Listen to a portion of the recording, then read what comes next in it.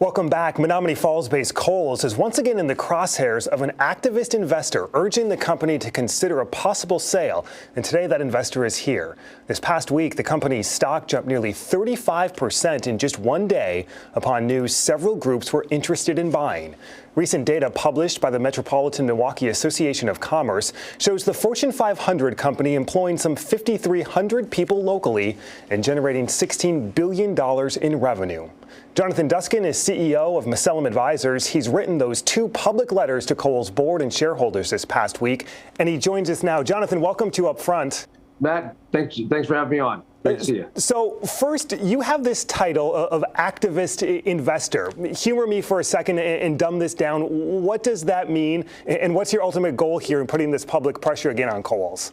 You know, we're just here to help. You know, we look for companies that we think are struggling, that usually are good companies, that could be great companies, and we're just here to kind of offer our help and try to put people on the board that have great retail experience and that could be additive to the whole process.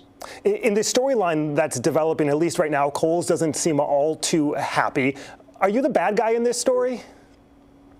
I don't think we are. Honestly, I think we're just here to help. Like, if you look at the Kohl's track record and Kohl's performance, and by any measurement, like, unfortunately they're failing, and they've been struggling for not one decade but 2 decades. I mean, the stock price is lower today than it was 2 decades ago. That's hard to do, right?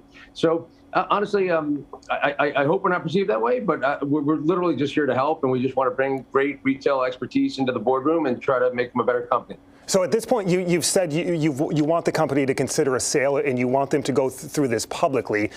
Could this result in the headquarters leaving Menominee Falls and leaving Wisconsin? I don't think so. I think the reality is we're just trying to make the company better. And when the company, is run more efficiently and more effectively, they'll generate more profits. And actually, the people in Menominee Falls will actually make more money. So we're actually not trying to eliminate headquarters, or it's not a cost-cutting story at all. It's almost the opposite. We just want this company to grow and be successful and generate, significant returns. As a shareholder, you're looking to increase shareholder values as well. How do you envision this helping the consumers, your everyday people who walk into the store or purchase online? Well, if you were to look at kind of the whole soft goods complex, Macy's, Dillard's, on mall, off mall, everybody that sells soft goods and accessories and footwear and apparel, Kohl's has performed the worst. So while everybody else's sales are up versus 2019, Kohl's sales are down versus 2019. So I think the customer is kind of voting very loudly and saying, like, we don't like the assortment, we don't like the value proposition that they have right now, and that's why their sales are struggling. So actually, I think once we get in there and fix the business, it'll be a better experience for the customer as well. As we've seen some of these offers start to leak and details come out in the past week or so, you've said that you don't have faith in the current board to run this process or evaluate these bids. Do you want the entire board and the CEO gone, or do you want just more of a seat at the table? It's a fair question. I think we want a seat at the table. I don't think the entire board needs to be changed out, but they need significant change on this board. Again, this is a company that's been failing and struggling to generate returns and generate growth for 20 years.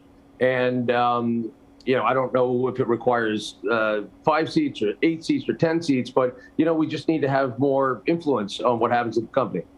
Why not just walk away? What is the value in Kohl's at this point that you still see? I mean, I think Kohl's is at a minimum $100 stock. At a minimum. And I think if it's run properly and if we optimize the balance sheet correctly, I think it has significant upside, like much more than where it's trading today.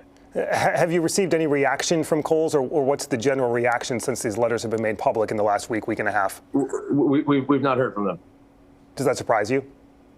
Not really. It's a messy business, right? Like, we're not trying to be contentious, but we think the company needs to be changed, and we think the board needs to be changed. And applying pressure is, it's necessary, but it's not often fun. Jonathan Duskin, CEO of Macellum Advisors. Hey, Jonathan, we really appreciate your insight and time today. Thank you. Thank you. Through a spokesperson, Kohl's CEO Michelle Gass declined an interview. In a statement this past week, the company said its board of directors, quote, will determine the course of action that it believes is in the best interests of the company and its shareholders.